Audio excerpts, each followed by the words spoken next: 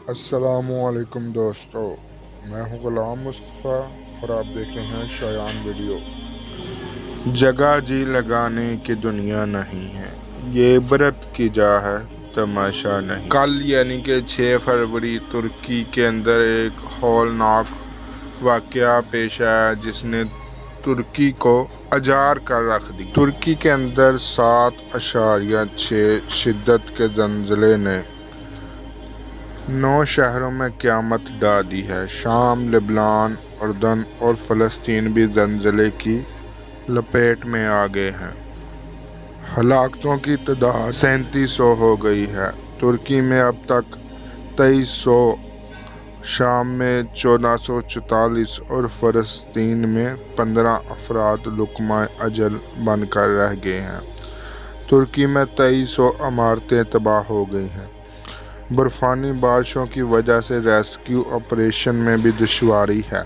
इसके बावजूद 4000 अफराद को बचा लिया गया है।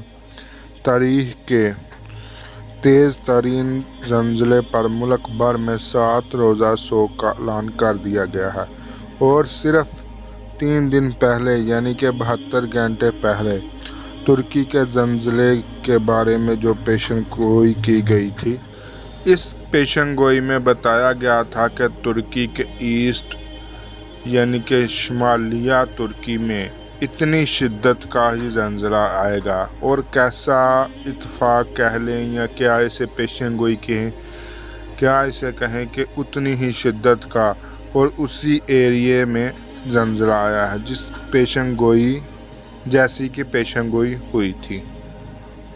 ये पेशेनगोई एक तंजीम की तरफ से की गई है। ये तंजीम जिसने ये पेशेनगोई की थी, इसने इंडिया, पाकिस्तान, अफ़गानिस्तान के बारे में भी बड़ी पेशेनगोई कर दी है। इस अदारे का नाम SSGO है और इसके एक एक्सपर्ट हैं इस अदारे के, फेरेंग होग पेसन। इन्होंने 3 फरवरी को शाम 5 बजे ये पेशेनगोई की थी। तो अगर अब हम ये बात करें कि इस साइंसदान ने या साइंटिस्ट ने इतनी अच्छी यानी कि बिल्कुल सही पेशेनगोई कैसे कर ली, ये कैसे हो सकता है कि जिस दिन का इन्होंने बताया उसी दिन उसी जगह पर और उसी शिद्दत का जो है ज़लज़ला वो तुर्की में आया है। क्या ये कोई साजिश है, ये क्या है? आज तक हमने सुना था कि ज़लज़ले, आफ़ात, बारिशें अल्लाह पाक के करम से, अल्लाह की तरफ से आती हैं।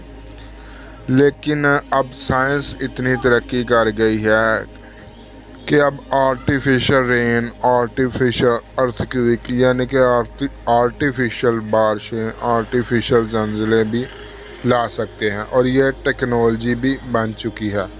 तो क्या ये ज़लज़ला किसी ऐसी ही आर्टिफिशियल टेक्नोलॉजी की बदौलत तो नहीं लाया गया? क्या ये तुर्की के ख़िलाफ़ कोई साजिश तो नहीं है?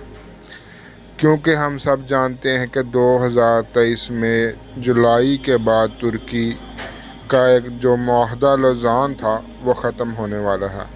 तो क्या ये कोई मगरबी साजिश तो नहीं?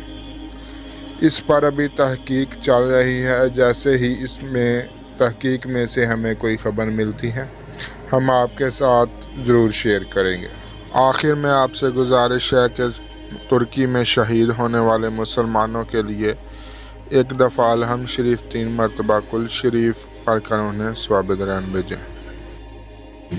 और हमारे साथ जुड़े रहने के लिए हमारे चैनल को सब्सक्राइब करें। और अगर वीडियो अच्छी लगी हो तो वीडियो को लाइक करें और कमेंट सेक्शन में अपनी कीमती राय का इजहार ज़रूर करें। अल्लाह हाफिज़।